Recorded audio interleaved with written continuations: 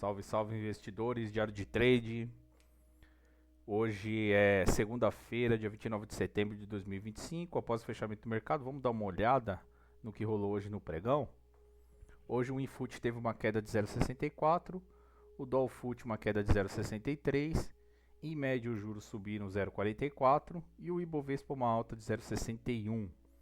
Os big players atuaram na venda no Infut, sendo que na parte da manhã, impulsionando essa alta, eles estavam na ponta compradora e à medida que o mercado subiu, eles foram desmontando suas posições, né? Mesmo assim, eles terminaram o dia na ponta vendedora e o mercado termina o dia com uma alta. Já o Dolfut, ele passou o dia todo na ponta vendedora, os big players atuando na venda, e ambos acionaram os gatilhos, o Infut o gatilho de compra, chegando no alvo da operação, e o Dolfut acionando o gatilho de venda e também chegando no alvo da operação. Em relação à sua abertura, o Infut chegou a movimentar mais de 1.000 pontos no dia, né? Só que no fechamento ele acabou tendo uma movimentação de 670 pontos e o Dolfut uma movimentação de 22 pontos na queda. Então esses são os dados do mercado em relação ao fluxo dos big players. O Dolfut no nosso FSB Delta Vol, que mede o nível de volatilidade, ele estava no nível 2.22, ou seja, é uma venda forte, né? Então acionou a venda e inclusive venda forte. Então acima de 1.50 já é considerado um nível de compra alto ou venda. No caso da venda 1.50 negativo, e aqui o Dolfut ele foi menos 2.22, então a volatilidade estava bem forte para queda, né? E o DI1F29 termina o dia com compra forte, né? Volatilidade 1.94 acima de 1.50, então é considerado compra e compra forte, né? Força no movimento para o DI1F29, os grandes players atuando na ponta compradora, inclusive foi a maior compra do dia em relação a fluxo, né?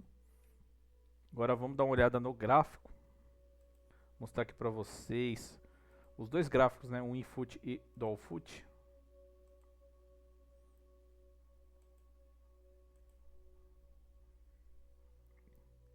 Então, começando pelo Dolfut, o Dolfut logo no primeiro candle do dia ele aciona o gatilho de venda e não teve nenhum stop na operação, então essa venda foi acionada logo nos primeiros 15 minutos.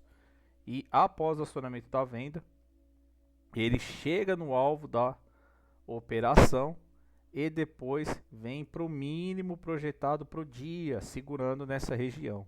Então a região dos 5.313,50 foi a região que segurou o Dolfut no dia. Inclusive foi testado duas vezes, né? Aqui por volta das 10h30 e também 3h45.